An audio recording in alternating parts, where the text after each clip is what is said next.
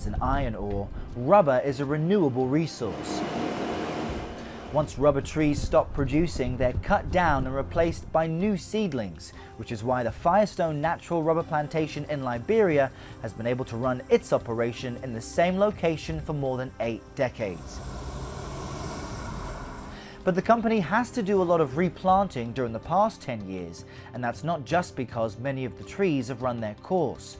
The gates of the plantation didn't protect it from the effects of Liberia's civil wars between 1989 and 2003. I spoke about it with the man in charge of rebuilding some of the infrastructure. The civil war here damaged every aspect of life. Right. What happened here? Well, like every sector of this country was destroyed. FireStone was not an exception. All our buildings were destroyed, our housing, the hospital, every single department in this planet was touched. So what we see here is after-war effort that we're trying to make to resuscitate the housing. And so housing was our major concern because our houses are built out in different locations. And we have about approximately 100 divisions, camps I would call them. And every single house was destroyed. Wow. Yes. What happened to the employees then during that time? We all fled away because we all fled into Ivory Coast, Guinea. Some were internally displaced. And then when we came back, there was nothing left. Absolutely nothing left besides the trees. Some of them were barely tapped. So when did things start to turn? Well, we came back. We started this housing project since 2005. It was right after the concession agreement with the Liberian government. That's when we started, since 2005. And since then, we have built close to over 4,000 new housing for our people. We are approximately 7,000 employees, so we got another 3,000 to go. Okay, let's continue to look around. Yeah. Nothing symbolized the destruction more than what was left of the plantation's main hospital. The chief medical officer was hired right before the fighting began and witnessed much of the aftermath. What you see here is the aerial view of this structure, and you can see that almost the entire building is de-roofed. And this is after some of the reconstruction work had began. But you can see some of the remaining areas. You can see that this part where we are standing now was already re-roofed, but the one in the back you can see here is still de-roofed. And there's pictures all over, I've noticed, sure, from that time. Why? Why remind yourself? Well, we feel strongly, it's not so much that we're reminding ourselves, we're trying to remind every Liberian who walks through the walls of this hospital to see what civil strifes do to their country. This was one of the best hospitals in this country, and because of the war, not just this, every health facility in this country, every infrastructure was destroyed. We have these pictures on the wall to remind all of us of the ultimate end if we should choose to go violent again. We are crossing the red line, so you have to be well protected. You may wear your hat, okay, and we can walk through. Let me show you what we have. All right. What are the kinds of cases you usually have to treat here? Here we would do, for instance, amputations. Amputations. Amputations of limbs. We do cesarean sections here.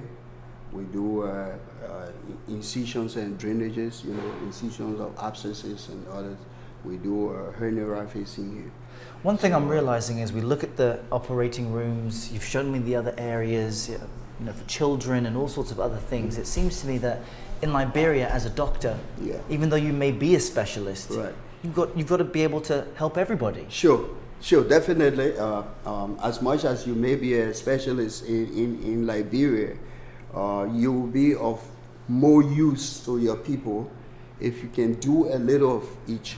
Do general medicine. So a lot of us, as much as we have had specialized training, do general practice. You do a little of surgery, a little of OBGYN, a little of public health, a little of internal medicine. And that's because the demand for these things is so huge. And you don't have the number of, you don't have all of these specialists in abundance or in adequate number to practice, to cater to the people's needs in these specialized areas. So the few that are available cannot go around. Besides that, there is a big brain drain, of that in Africa and terroir, and then Liberia after 15 years of civil crisis. So a lot of our specialists left the country. And so Do you want them back? We want them back. We want them back. We're hoping that we can create the enabling environment so that they all can one day come back and help contribute and help our people who are in great need. The hospital was rebuilt and reopened in 2008 and is currently fully operational. But the recovery of the plantation's rubber production hasn't been as quick. Since many trees were damaged or not properly maintained during the war, FireStone says production has been cut almost in half since 2004, so many trees are being replanted as a way of catching up. But the disposal of the older and damaged trees has been an issue, until recently. The noise and activity in this factory is providing what FireStone calls added value. After 25 years, the Hevea tree stops providing the high-quality latex needed to make rubber, and historically those trees are cleared and then burned. But 4 years ago, the company imported a Malaysian technique to turn this wood into furniture components. The workers here, most of whom have never done this kind of job or worked on these kinds of machines, have been trained by Malaysian expatriates. Old trees are transported to the mill where they undergo a series of cuts to predetermined sizes. It is then sorted and prepared for assembly. So behind me, what's happening is they're taking the Hevea wood, assembling it into things like this. This is a finger joint. They put glue in between, they varnish this, sand it, and putting that onto massive crates, which will be exported around the globe. The Hevea wood mill provides another source of revenue and also reduces the company's carbon emissions, since the wood is no longer being burned and emitting carbon into the atmosphere. Here on the factory floor, they have this mock-up display of what the furniture components could be made into. Tables, chairs, floors, even doors, and of course they can be painted in any color. So in a very real way, the furniture where you are now could have originated at a rubber plantation in West Africa.